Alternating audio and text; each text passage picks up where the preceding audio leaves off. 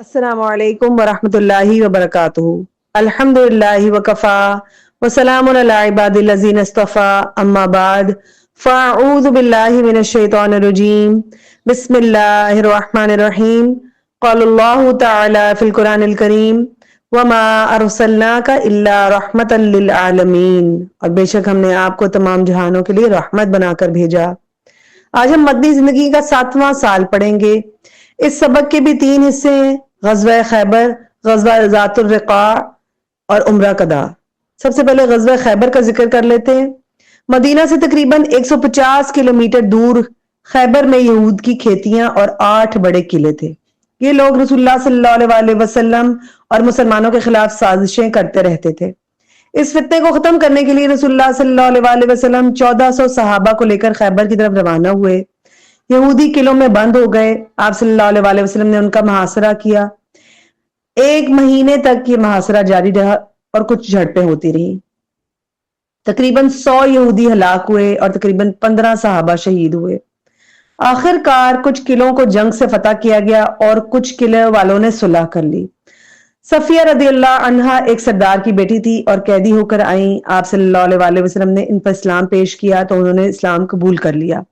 آپ صلی اللہ علیہ وسلم نے انہیں آزاد کر کے ان سے نکاح کیا۔ خیبر سے واپسی کے سفر میں ایک یہودی عورت نے رسول اللہ صلی اللہ علیہ وسلم کو زہر آلود کھانا پیش کیا۔ آپ صلی اللہ علیہ وسلم کو اس کا پتہ چل گیا۔ اس کے باوجود آپ صلی اللہ علیہ وسلم نے اسے معاف فرما دیا۔ اب ان باتوں سے کیا سبق ملتا ہے؟ آج ہمیں اگر مسلسل حملوں کا سامنا نہیں ہے تو اس وقت میں اپنے آپ کو دین کی دعوت کے لیے خوب تیار کرنا ہے، قرآن اور حدیث اور سیرت پڑھنی ہے، اور دنیا میں باعزت رہنے کے لیے علم و ہنر سیکھتے رہنا ہے، خیر کے کاموں میں مسلم و غیر مسلم کا تعاون کرنا ہے، اور تعلیم و تربیت اور خدمت کے کاموں میں حصہ لینا ہے۔ اب بات کر لیتے ہیں غزوہ ذات الرقاع کی۔ رسول اللہ صلی اللہ علیہ وسلم نے قبیلہ انمار یا بنو غطفان کی 2 شاخوں کے اجتماع کی خبر سنی تو فوراً 400 یا 700 صحابہ رضی اللہ عنہم کے ساتھ بلاد نجد کا رخ کیا۔ مدینہ سے 2 دن کے فاصلے پر بنو غطفان کی ایک جمعیت سے سامنا ہوا، لیکن جنگ نہیں ہوئی۔ آپ صلی اللہ علیہ وسلم نے اس موقع پر صلاۃ الخوف، یعنی جو جنگ کی حالت میں نماز پڑھی جاتی ہے جس کو صلاۃ الخوف کہتے ہیں، وہ پڑھائی۔ اس غزوہ میں اونٹوں کی سواریاں کم تھیں، صحابہ کو بہت زیادہ چلنا پڑا تھا، اس لیے ان کے پاؤں زخمی ہو گئے۔ صحابہ کرام رضی اللہ عنہم نے اپنے پیروں پر چیتھڑے یعنی چمڑے کے ٹکڑے اور پٹیاں باندھ رکھی تھی، اس لیے اس غزوہ کا نام ذات الرقاع یعنی چیتھڑوں والا پڑ گیا۔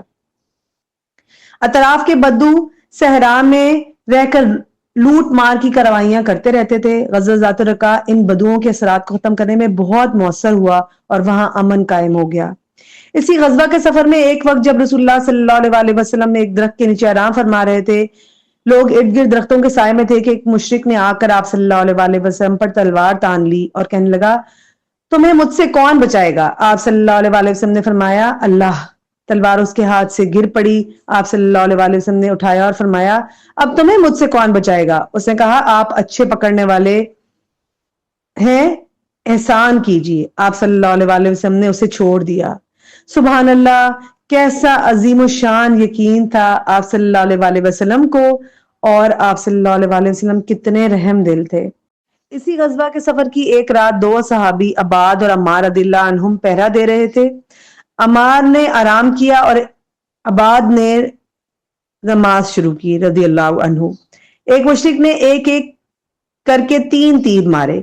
وہ صحابی اپنے جسم سے تیر نکالتے جاتے مگر انہوں نے نماز میں قرآن کی تلاوت کو توڑنا گوارا نہ کیا۔ سبحان اللہ، قرآن کی کیسی محبت اور عظمت ان کے دلوں میں تھی۔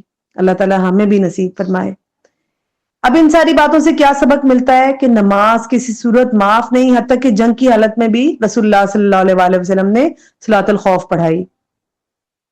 یقین رکھیے کہ اللہ ہی کے ہاتھ میں زندگی اور موت ہے۔ مخالفین کے حالات پر نظر رکھنا ہے اور اس کے مطابق اپنا تعمیری پلان بنانا ہے۔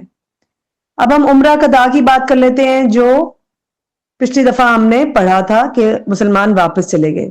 ذی قعدہ کا چاند دیکھنے کے بعد رسول اللہ صلی اللہ علیہ وسلم نے اپنے صحابہ کرام رضی اللہ عنہم کو حکم دیا کہ جو حدیبیہ میں حاضر تھا وہ اپنے عمرہ کی قضا کے طور پر عمرہ کرنے کے لیے نکلے۔ اہل حدیبیہ کے علاوہ کچھ اور لوگ بھی ساتھ ہو گئے، اس طرح تعداد 2000 ہو گئی، عورتیں اور بچے ان کے علاوہ تھے۔ اس کو عمرہ صلح بھی کہتے ہیں، اس لیے کہ صلح حدیبیہ کے صلح کے تحت تھا۔ اب اس بات سے ہمیں کیا سبق ملتا ہے کہ کسی کی وجہ سے نیک عمل کرنے کا موقع نہ بھی ملے اور بعد میں مل جائے تو فوراً اس نیک عمل کو کرنا ہے، اچھے لوگوں کے ساتھ رہنا ہے، ان کے ساتھ مل کر کام کرنا ہے، حج فرض ہو یا عمرہ کرنے کا موقع ملے تو ضرور کرنا ہے۔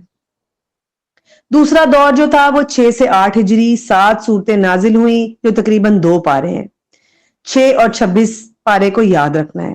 7 ہجری سورۃ المائدہ اور دیگر صورتیں یا صورتوں کے کچھ حصے بھی نازل ہوئے۔ اس سورہ المائدہ کے شان نزول یعنی نازل ہونے وقت کے حالات کو سامنے رکھ کر سمجھ کر پڑھنا ہے تو بہت زیادہ جو ہے وہ اثر بھی ہوگا اور تلاوت کرنے میں انشاءاللہ تعالی مزہ بھی آئے گا۔